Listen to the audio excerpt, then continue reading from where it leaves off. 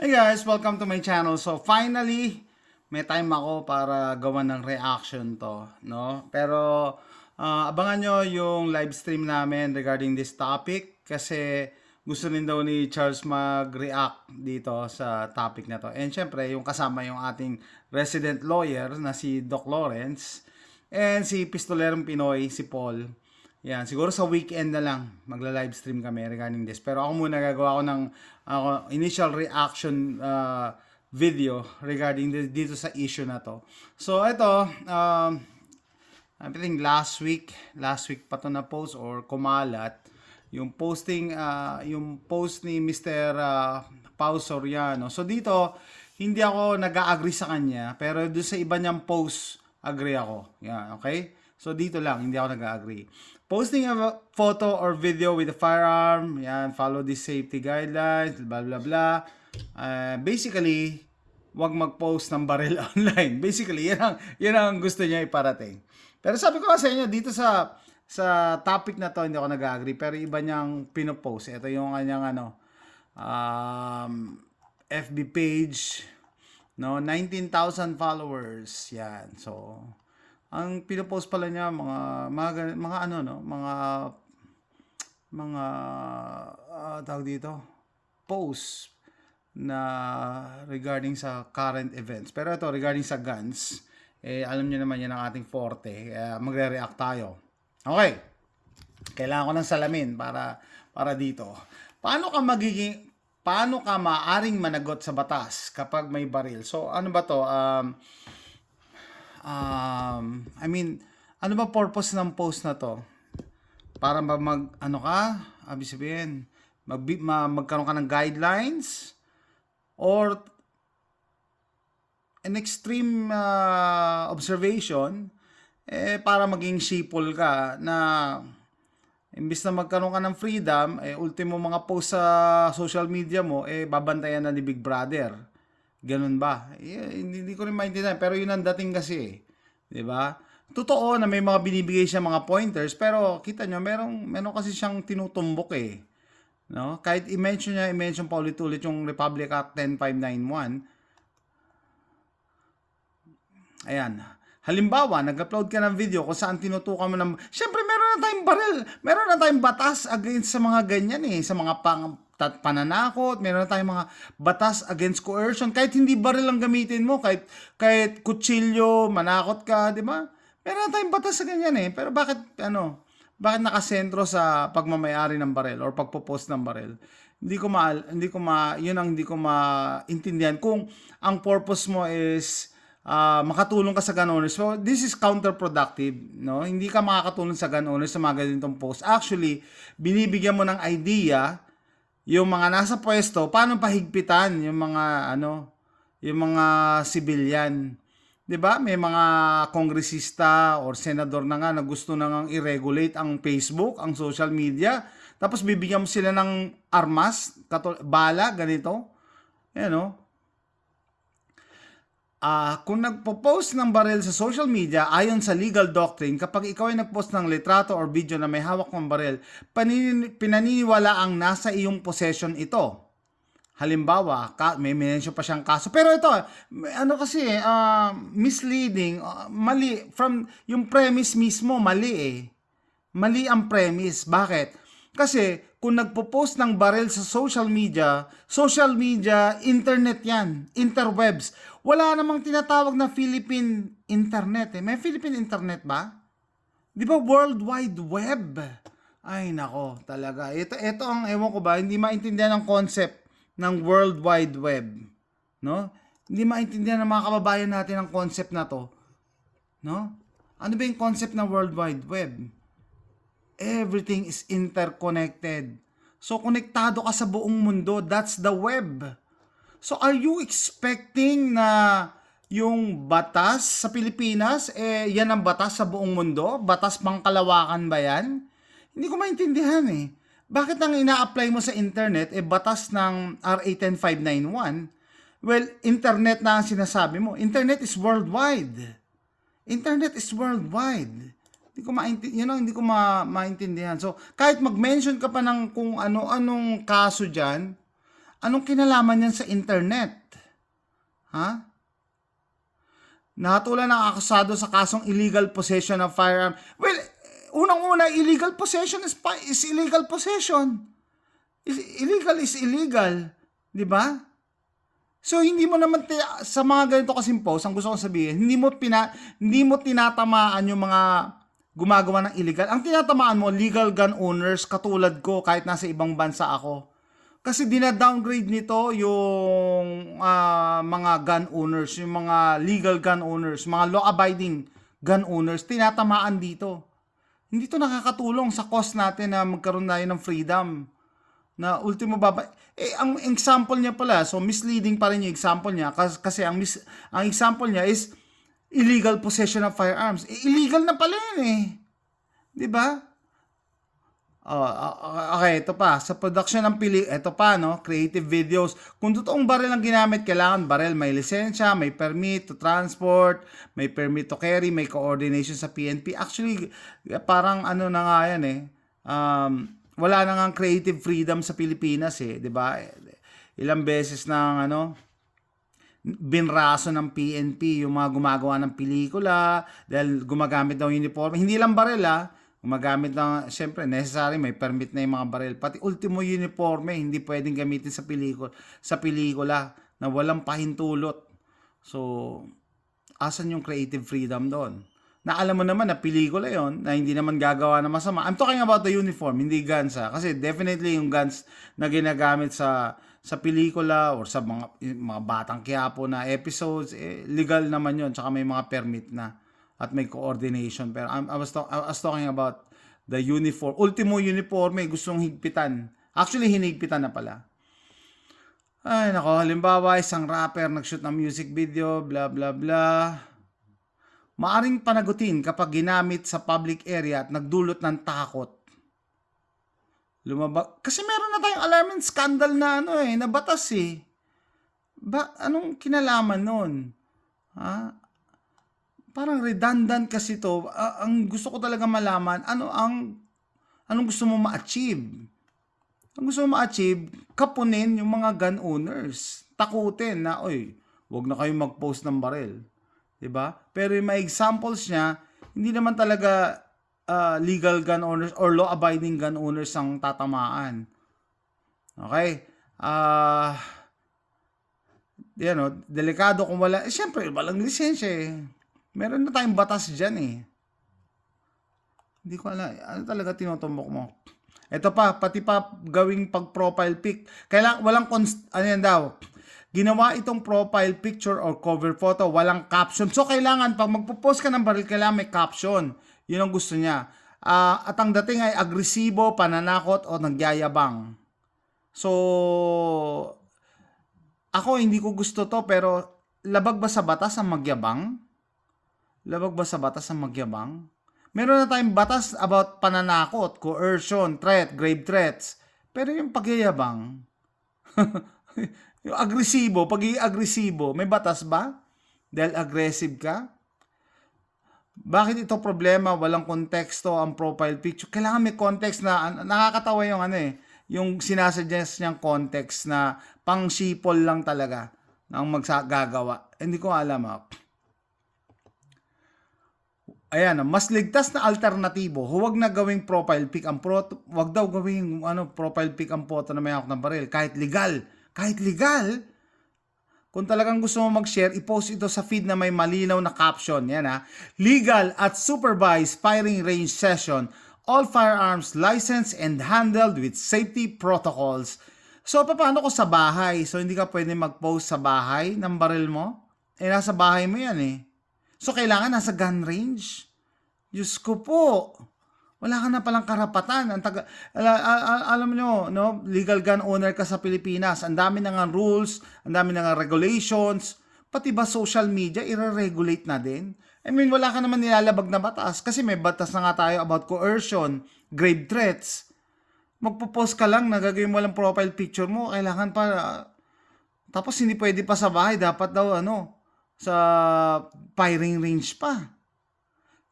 Legal at supervised. Parang tinuturuan ka talaga maging sipol. Maamong tupa. na wag ka na magtanong, sumunod ka na lang, parang ganon. So, kumusta naman yung yung freedom of speech and expression? Kailan kaya siya magta-topic ng freedom of speech and expression? Pati social media, wala kang freedom. Na wala ka naman tinatapakan tao, wala ka naman tinatakot. Pero kailangan mo maglagay ng ganyang caption na alam ko, shipol lang maglalagay nito eh. Legal at supervised firing range session. All firearm licensed and handled with safety protocols. Kung ang video ay larawan ko ng habang duty ay malinaw bahagi ng operasyon, may pahintulot. Siyempre, kailangan may pahintulot ang PNP. Pero, kumusta naman ng di ba yung mga media, meron silang freedom mag-post na hindi na kailangan ng permiso ng media kailangan mo i-report. Alam mo naman, kung may ginagawang katiwalaan ng pulis na gamit yung baril nila, kailangan mo pa rin magpaalam. Di ba? Ano yun? So, ang tatamaan nito talaga, yung freedom nyo. Di ba? Hindi nakakatakot. So, imagine mo, paano kung yung pulis, naaktuhan mo na may ginagawang mali, tapos dala niya yung firearm niya. Hindi mo pwedeng i-post yun kasi kailangan daw may pahintulot pa ng ahensya. Talaga? Kumusta naman ng mga reporters natin? So, wala. Magiging na talaga tayo. Parang communist state na. Ganyan yun eh. Hindi pwede. Kailangan aprobado ng gobyerno lahat. No? Alam naman natin na hindi lahat ng pulis di ba? Matino. Paano yun? So, hindi mo pala pwedeng i-report? Ay, nako. Ayan, dami niya pa mga example. Pero tanong ko lang talaga, anong pinupunto niya? Anong gusto niya ma-achieve? Ha? Mawalan ng freedom o madagdagan ng freedom? Pero mukhang tinutumbok nito is mawalan ng freedom of expression, lalo na online. No? Salin sa paliwanag ni Pau Soriano, batay sa umiiral na batas, awareness, education, and advocacy. So what is the advocacy? Control? Control ba ang advocacy? 'Di ba? Hindi ito legal advice. Talagang hindi yan legal advice. Basahin natin yung mga comments.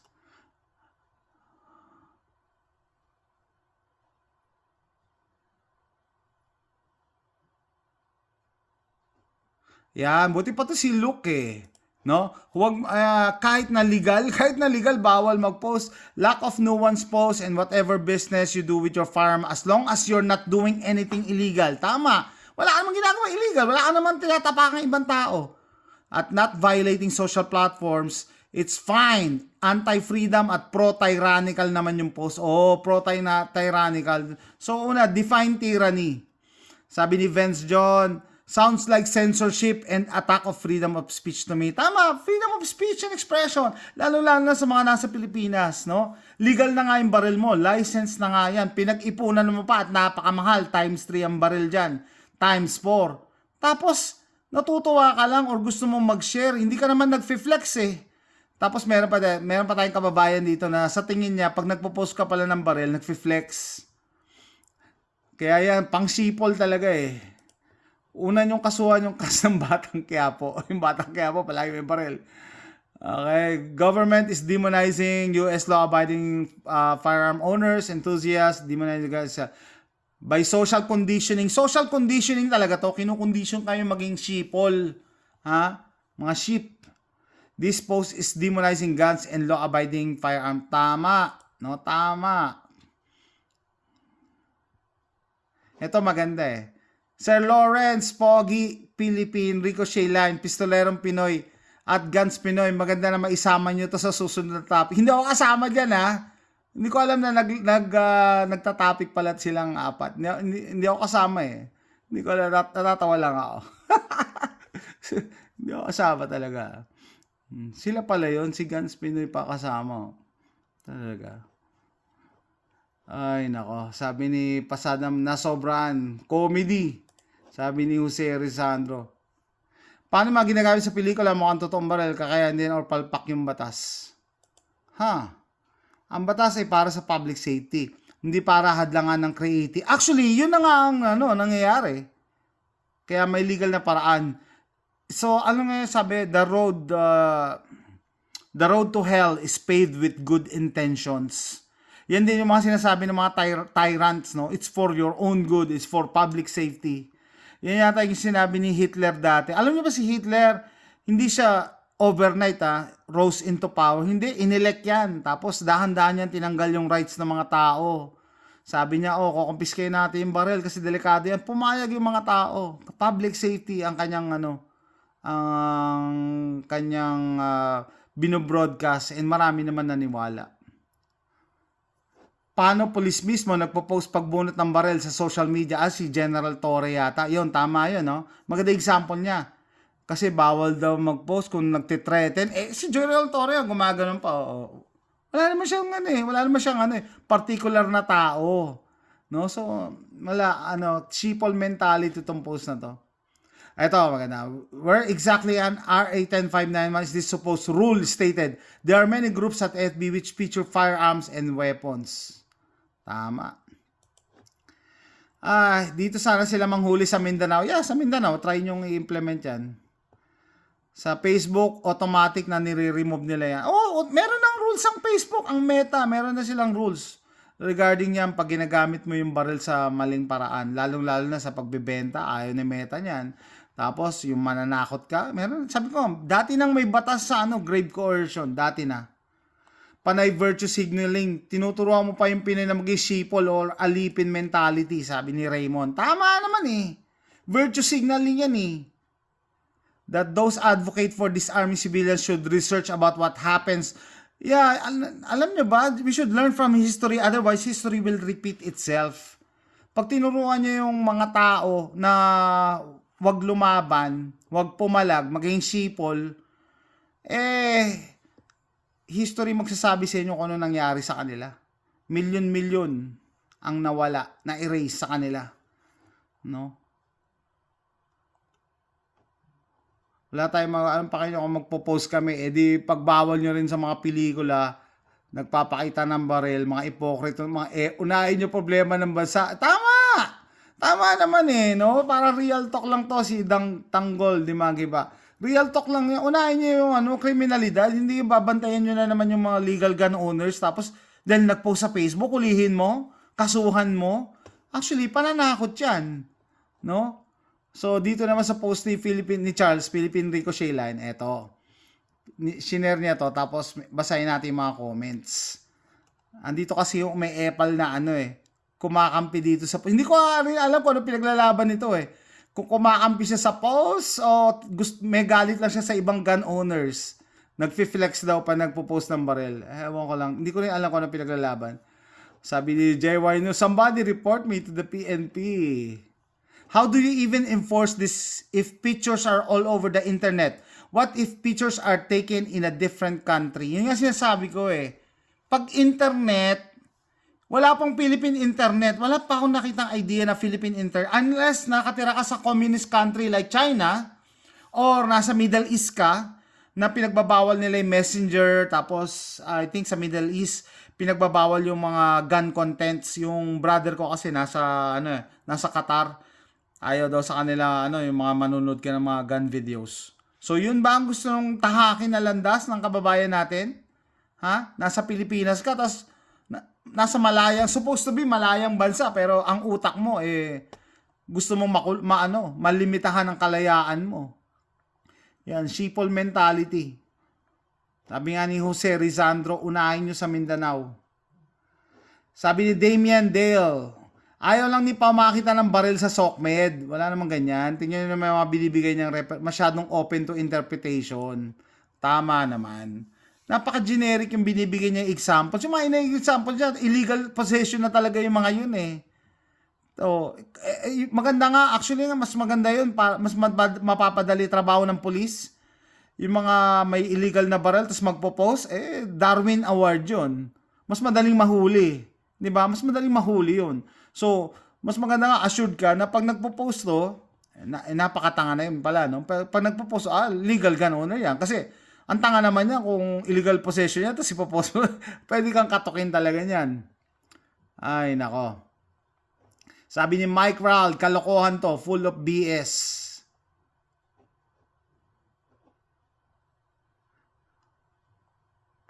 malawak kasi masyado ang phrase na posting a firearm in social media. Malawak talaga, pero yung tinutumbok, maano may essence ng ng post. Ang tinutumbok niya is maging sheeple kayo. Huwag niyong ilalabas ang baril niyo. Sa inyo lang 'yan. Ayaw niya nakakita siya ng baril. I don't know. Yung mga tinatawag niyang appropriate at inappropriate, may mga batas na tayo dyan eh. Meron na tayong batas dyan.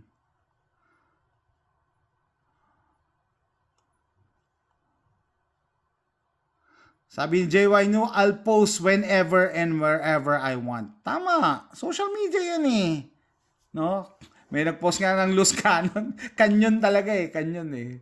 No? Nako, ipagbawal pag mamaya bumili mo naman ng bagong accessories na gusto kong ipagyabang. They are too busy with their artsy and the farsi. Tinanggal, yung may Apple, tinanggal niya yung comment niya. Tingnan natin, parang hindi ko makita. May Apple dito eh.